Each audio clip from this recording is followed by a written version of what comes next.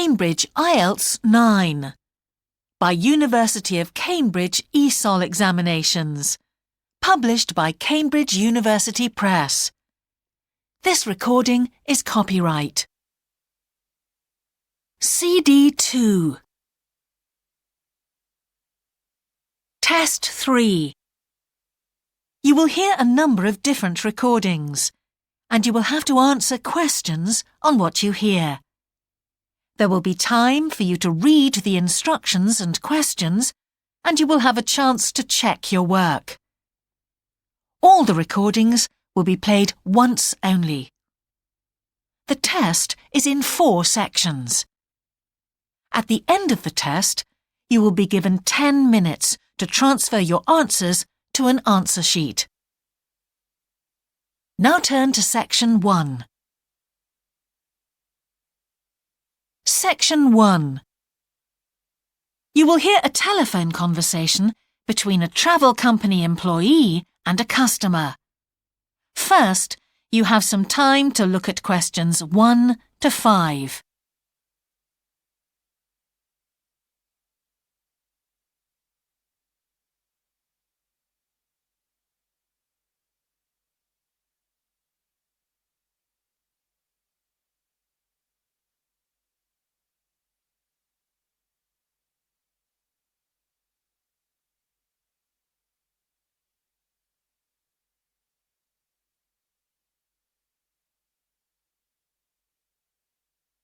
You will see that there is an example that has been done for you. On this occasion only, the conversation relating to this will be played first. Greek island holidays, can I help you? Yes, I hope so. I have a friend who's just come back from Corfu, and she's recommended some apartments in Arelis. She thought they might be on your list. Arelis, let me see. Can you give me the names? Yes, the first's Rose Garden Apartments. I'd like to go with another friend in the last week of October. Well, we've got a lovely studio flat available at that time. I'm sure you'd enjoy the entertainment programme there too, with Greek dancing in the restaurant. The entertainment programme offers Greek dancing, so Greek dancing has been written in the space. Now we shall begin. You should answer the questions as you listen, because you will not hear the recording a second time. Listen carefully and answer questions 1 to 5. Greek island holidays, can I help you? Yes, I hope so. I have a friend who's just come back from Corfu, and she's recommended some apartments in Arelis. She thought they might be on your list. Arelis, let me see. Can you give me the names? Yes, the first's Rose Garden Apartments. I'd like to go with another friend in the last week of October. Well, we've got a lovely studio flat available at that time. I'm sure you'd enjoy the entertainment programme there too, with Greek dancing in the restaurant. And the cost for each of us? £219. That sounds very reasonable. I'm just jotting down some notes. Now, the second one she mentioned was called Blue Bay. Blue Bay. Yes, in fact, that's very popular, and it has some special features. Really? The main attraction is the large swimming pool with salt water. Much healthier, I understand. That's right. And it isn't far from the beach either, only 300 metres. And only around half a kilometre to some shops, so you don't have to be too energetic. Is it much more expensive than the first one? Let me just check. I think at the time you want to go, it's around £260. No, £275 to be exact. Right, I've got that. Now, there are just 2 more apartments to ask you about. I can't read my own writing. Something to do with sunshine, is it? I think you meant the Sunshade Apartments. They're on a mountainside. Any special features? Yes, each room has its own sun terrace, and there are shared barbecue facilities. Ooh, sounds lovely. Yes, it is rather well equipped. It also provides water sports. It has its own beach. There are facilities for water skiing. Any kite surfing? My friend's quite keen. Not at the hotel, but I'm sure you'll find some in Arillis. There's also satellite TV in the apartments. And how much is that one? £490 with 2 sharing. You mean £245 each? I'm afraid not. Each person has to pay that amount and there must be at least 2 in an apartment. Oh, I don't think that would be within our budget, unfortunately. And the last one sounds a bit expensive too. The Grand? Actually, it's quite reasonable. It's an older style house with Greek paintings in every room and a balcony outside. Sounds nice. What are the views like? Well, there are forests all round and they hide a supermarket just down the road, so that's very useful for all your shopping needs. There's a disco in the area too. And the price? £319 at that time, but if you leave it till November, it goes down by 40%. Too late, I'm afraid. Well, why don't I send you a brochure with full details, Miss... Nash. But don't worry about that. I'm coming to Upminster soon, and I'll call and get one. I just wanted to get an idea first. Well, that's fine. We've got plenty here when you come. Before you hear the rest of the conversation, you have some time to look at questions 6 to 10.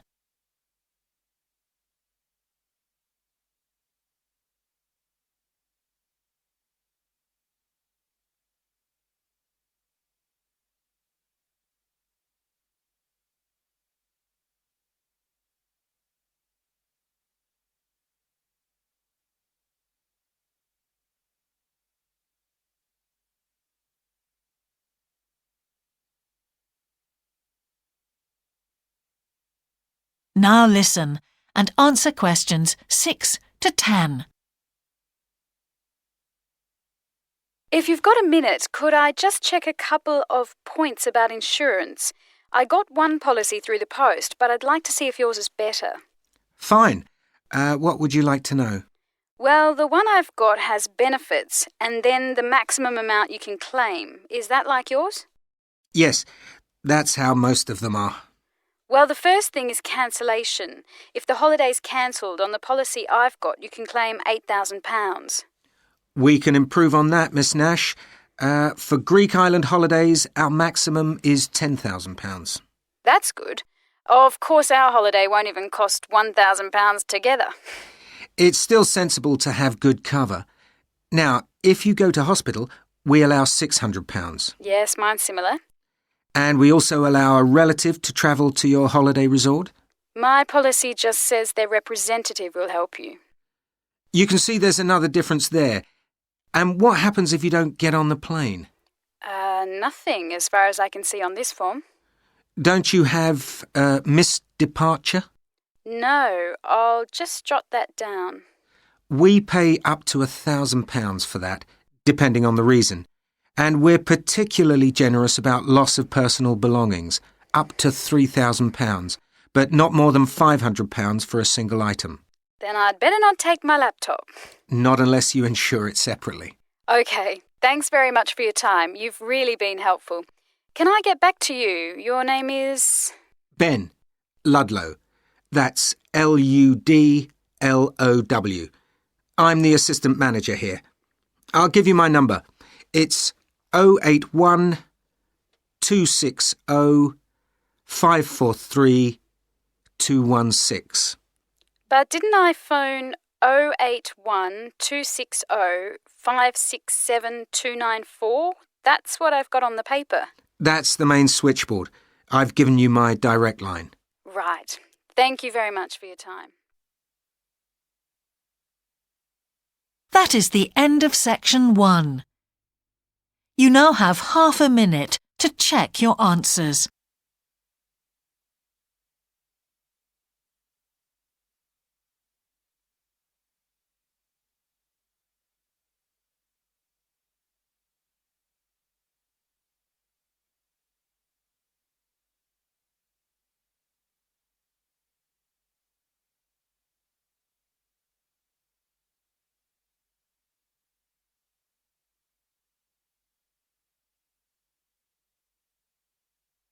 Now turn to Section 2. Section 2. You will hear a talk on local radio about a children's theme park. First, you have some time to look at questions 11 to 13.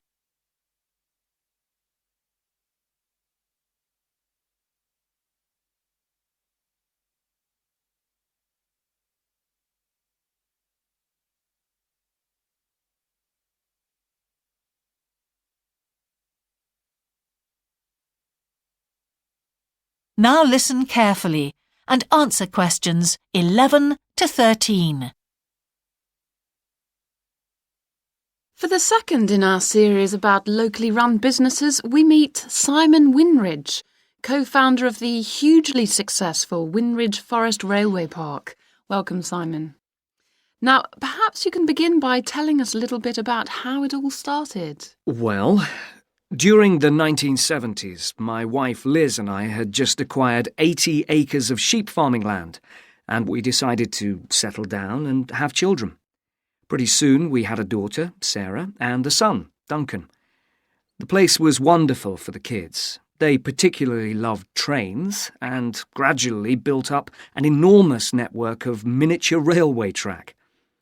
I began to develop larger-scale models of locomotives, but we didn't think anything more of it until I went on a trip to a theme park near Birmingham and decided we could do a much better job.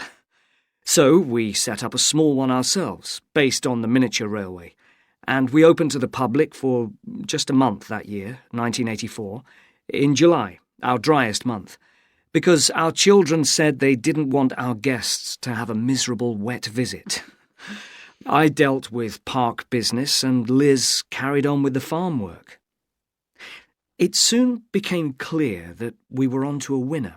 We began to extend the railway track and lay it among more interesting landscape by planting trees, which in turn attracted more wildlife, and by making cuttings through the rock. Nowadays, we're open all year round, and we're pleased to say that Winridge is one of the most popular visitor attractions in the area, with 50,000 visitors a year. 1.5 million people have been through our doors since we opened. Before you hear the rest of the talk, you have some time to look at questions 14 to 20.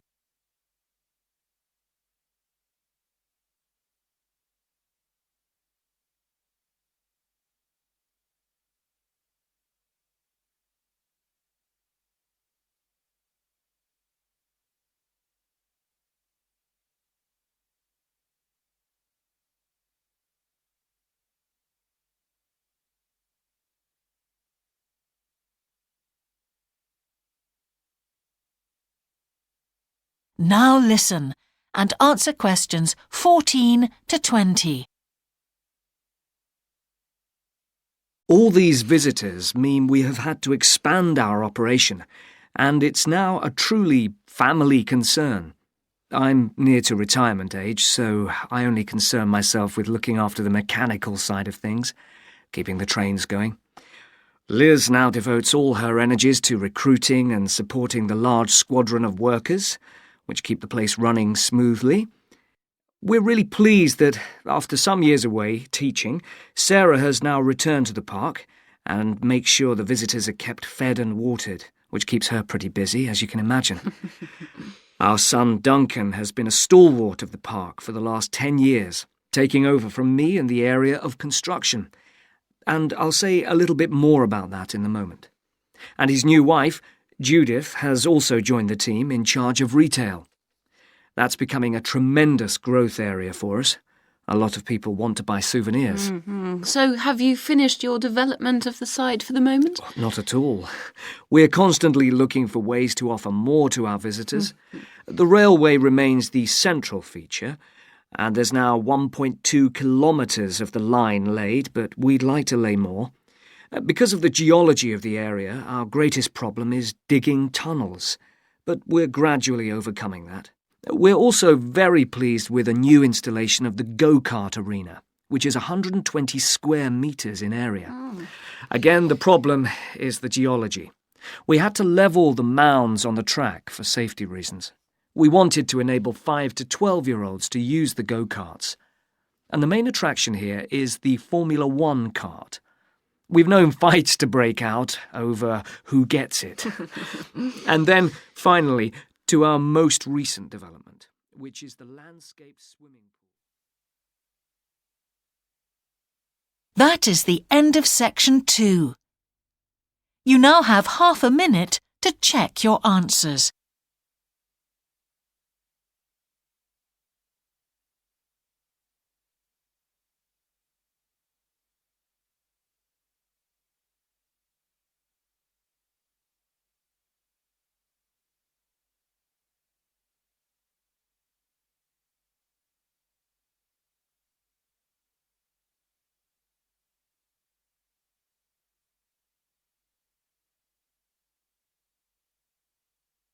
Now turn to section 3. Section 3.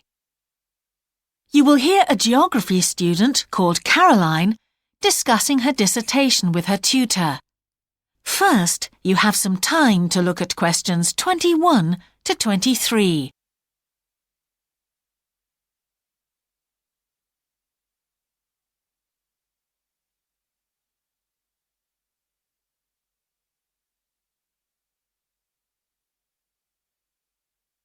Now listen carefully and answer questions 21 to 23. Ah, Caroline. Come on in, sit down. Thanks. So how's the dissertation planning going? Well, Dr. Shulman, I'm still having a lot of trouble deciding on a title. Well, that's perfectly normal at this stage.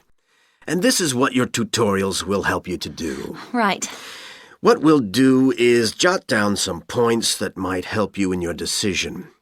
First of all, you have chosen your general topic area, haven't you? Yes, it's the fishing industry. Oh, yes, that was one of the areas you mentioned. Now, what aspects of the course are you good at? Well, I think I'm coping well with statistics, and I'm never bored by it. Good. Anything else? Well, I found computer modelling fascinating. I have no problem following what's being taught, whereas quite a few of my classmates find it difficult. Well, that's very good. Do you think these might be areas you could bring into your dissertation? Oh, yes, if possible. It's just that I'm having difficulty thinking how I can do that. You see, I feel I don't have sufficient background information. I see. Well, do you take notes? I'm very weak at note-taking. My teachers always used to say that. Well, I think you really need to work on these weaknesses before you go any further. What do you suggest? Before you hear the rest of the tutorial, you have some time to look at questions 24 to 30.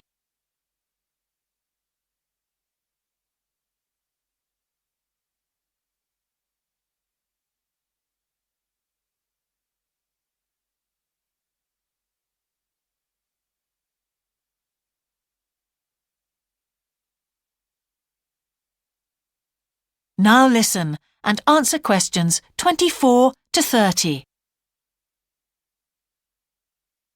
Well, I can go through the possible strategies with you and let you decide where to go from there. OK, thanks.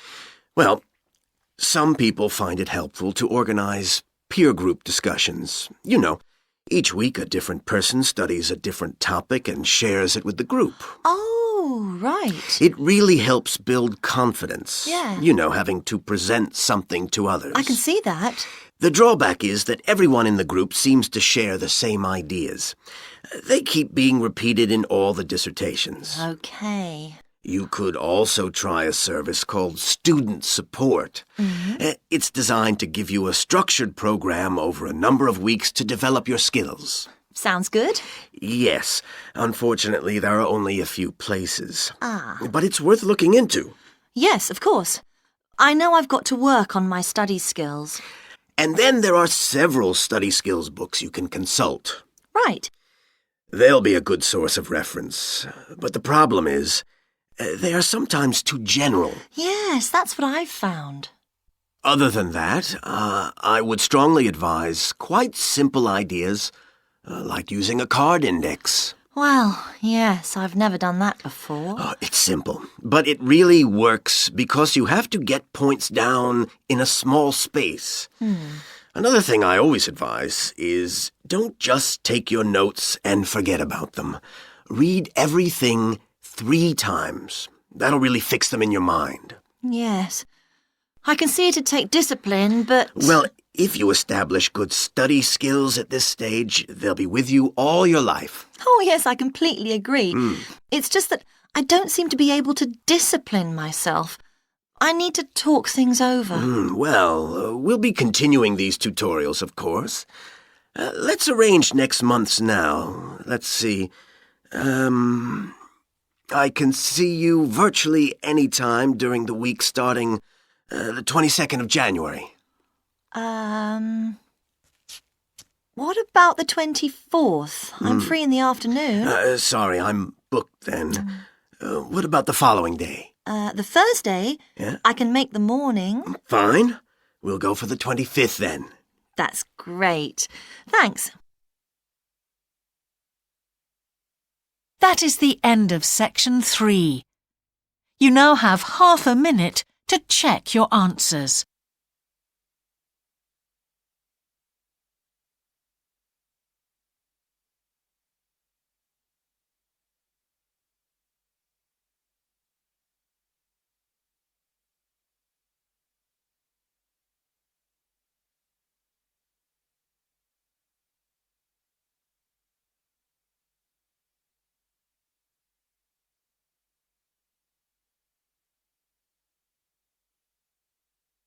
Now turn to section 4.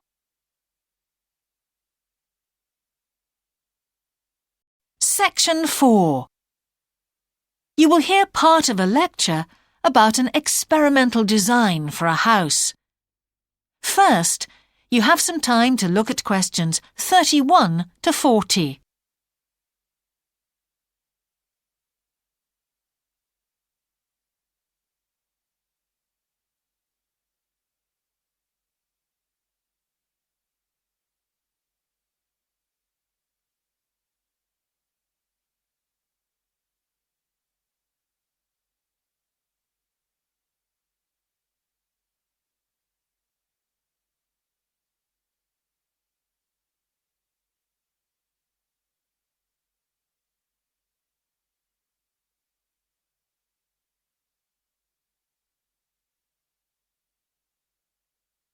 Now listen carefully and answer questions 31 to 40. Good morning. In the last few lectures, I've been talking about the history of domestic building construction. But today, I want to begin looking at some contemporary experimental designs for housing. So, I'm going to start with a house which is constructed more or less under the ground. And one of the interesting things about this project is that the owners, both professionals but not architects, wanted to be closely involved, so they decided to manage the project themselves. Their chief aim was to create somewhere that was as environmentally friendly as possible. But at the same time, they wanted to live somewhere peaceful. They'd both grown up in a rural area and disliked urban life. So the first thing they did was to look for a site, and they found a disused stone quarry in a beautiful area. The price was relatively low, and they liked the idea of recycling the land, as it were. As it was, the quarry was an ugly blot on the landscape, and it wasn't productive any longer either. They consulted various architects and looked at a number of designs before finally deciding on one.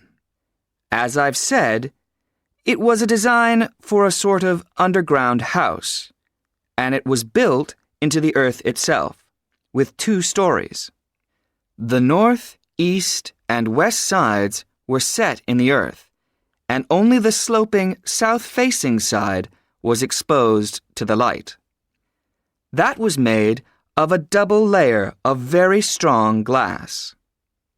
There were also photovoltaic tiles fixed to the top and bottom of this sloping wall. These are tiles that are designed to store energy from the sun, and the walls had a layer of foam around them too to increase the insulation.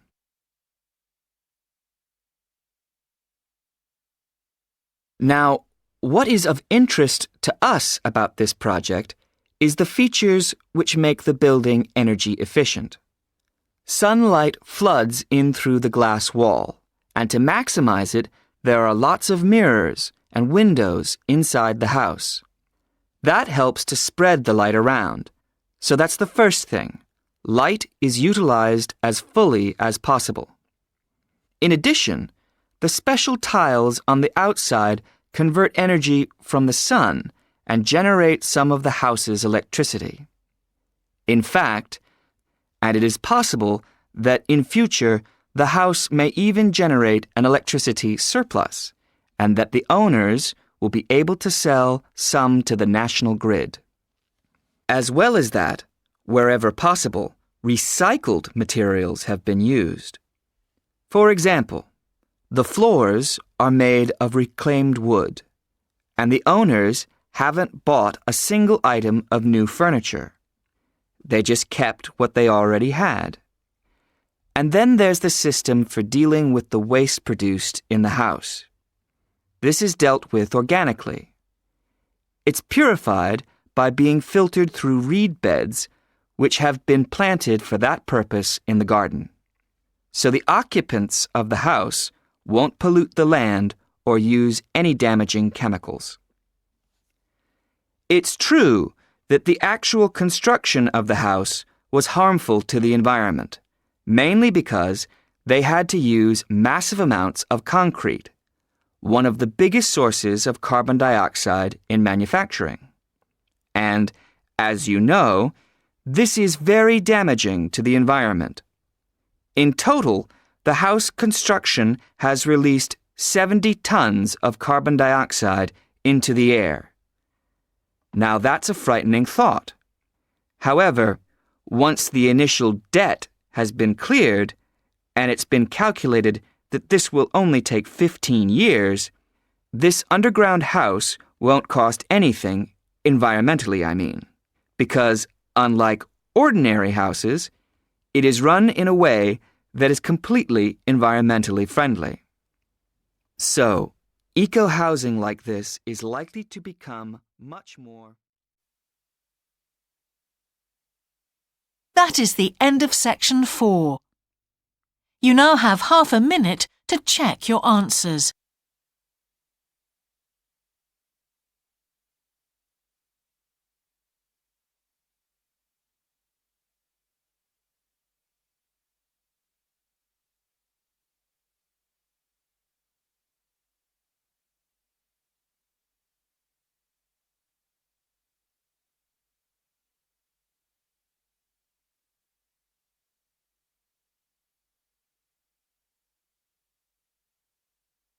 That is the end of the listening test.